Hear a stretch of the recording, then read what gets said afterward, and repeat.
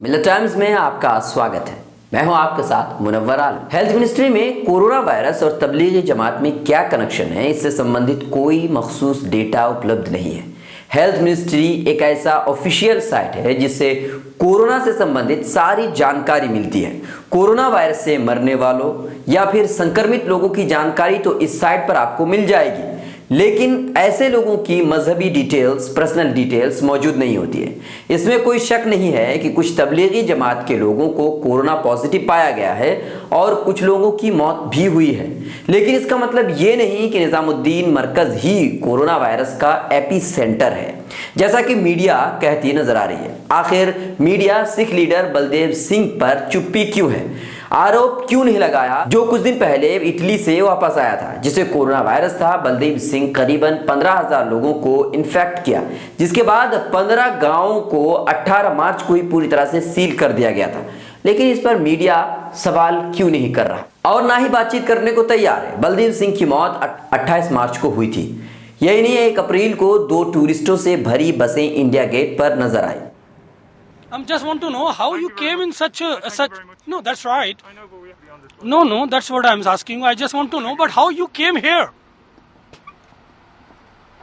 Sir ये लोग कहाँ से आए सर?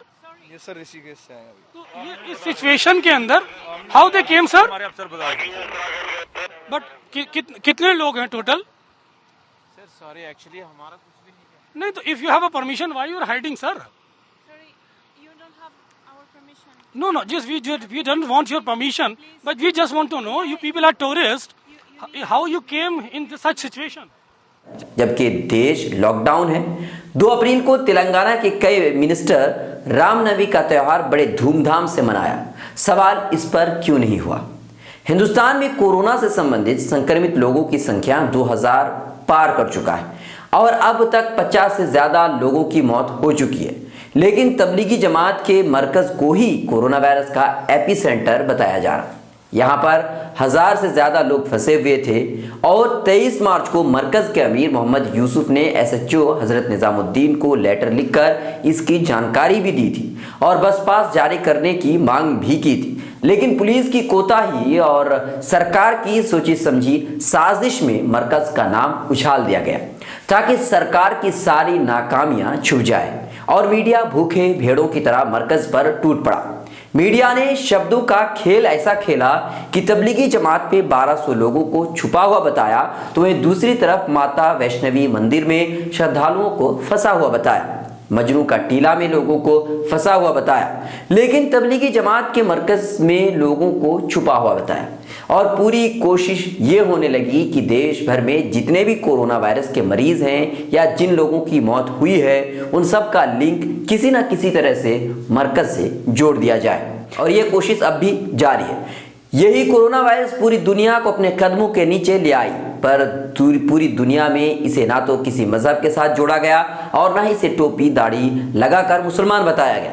लेकिन हिंदुस्तान में जैसे ही कोरोना ने अटैक किया, इसे मजहबी रंग दिया गया और पूरी कोशिश की जाने लगी कि कोरोना को दाढ़ी और टोपी लगाकर मुस्लिम बना दिया जाए, और इसकी शुरुआत द हिंदू ने की। द हिंदू हिंदुस्तान का बहुत आला दर्जे का अखबार है, न्यूज़पेपर है। यूपीएससी की तैयारी में द हिंदू न्यूज़पेपर का बहुत अहम किरदार होता है। ये बताया जाता है कि द हिंदू अखबार को पढ़ना यूपीएससी पास करने के लिए ज़रूरी है। गौरतलब है कि न्यूज़पेपर का झुकाव वामपंथी विचारधारा की तरफ है, यानी लेफ्टिस्ट की तरफ है। इसी अखबार ने कोरोना वायरस को दाढ़ी और टोपी लगाकर मुसलमान आतंकवादी बताया और पूरी दुनिया को कोरोना वायरस से बचते हुए दिखाया गया। एक कार्टून में जब हंगामा हुआ, लोग इस पर अलग अलग तरह की प्रतिक्रियाएं देने लगे, तो द हिंदू ने कोरोना वायरस को जो कुर्ता पाजामा टोपी पहनाया था, बस उसे उतार दिया और एक सिंपल आतंकवादी बनाकर पेश किया। लेकिन पहले ही पता चल गया था कि द हिंदू की सोच क्या है, जो अपने आप को सबसे निष्पक्ष पेपर बताता है। उसके बाद जैसे ही निजामुद्दीन में तबलीगी जमात के मरकज में 1200 लोग पाए गए, तो मीडिया ने द हिंदू के काम को आसान कर दिया। उन्होंने तो दाढ़ी और टोपी पहना ही दिया था, इन लोगों ने इसे इस्लाम कबूल करवा दिया। अब देखते जाइए मीडिया का ये खेल कब खत्म होता है।